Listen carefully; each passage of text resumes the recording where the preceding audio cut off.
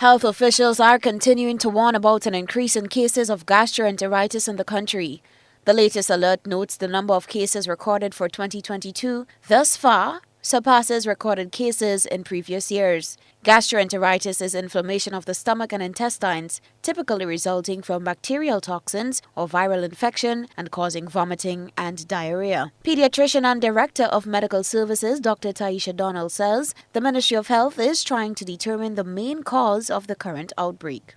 It's concerning because, of course, when we think back about how is gastroenteritis, what causes it, how is it spread, how do you get it?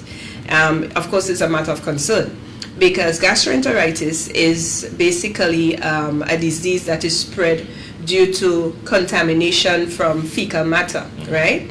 And how do you get that? You can get it from drinking contaminated water, eating contaminated food, touching contaminated surfaces, all right, or cleaning someone who actually has gastroenteritis and not doing proper hand washing. So basically it has a lot to do with hygiene, all right, hand washing and hygiene. So that is worrisome because to have such a spread, it means that, and especially coming out of COVID-19, it means that we've dropped the ball a little in terms of managing our hygiene and our hand washing. Dr. Donald shared tips to parents on how to treat infected children at home. You run to casualty, not for one vomit. One vomit, you rest, remember, at least half an hour. Right. It could be more, but you rest the stomach and you watch. And a lot of times, to be honest, the patients who call me and parents who call, Dr. Donna, my child is vomiting and stuff, and I give them advice. To be honest, 1 out of 10 would end up in the hospital.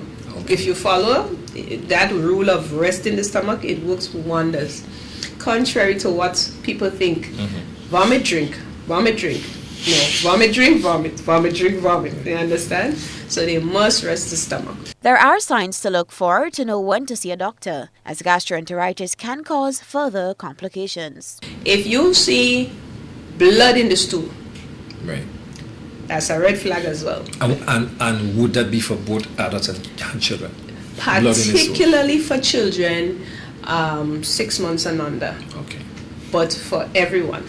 Once you see blood in the stool, it could be a complication of gastroenteritis called intussusception, which is where one part of the intestine slips into the other, it gets stuck there, so you start bleeding. And that is a surgical emergency in children. So any blood in stool for a pediatric patient, doctor.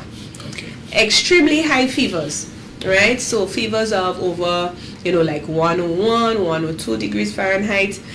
You want to also bring that child in because you want to make sure that, is it just the gastro causing this, or is it gastro with something else? The number of cases have already surpassed 1,000, with children under the age of 5 accounting for more than 397 cases, while children 5 and over account for 887 cases. For GBN News, Beverly Tellisford.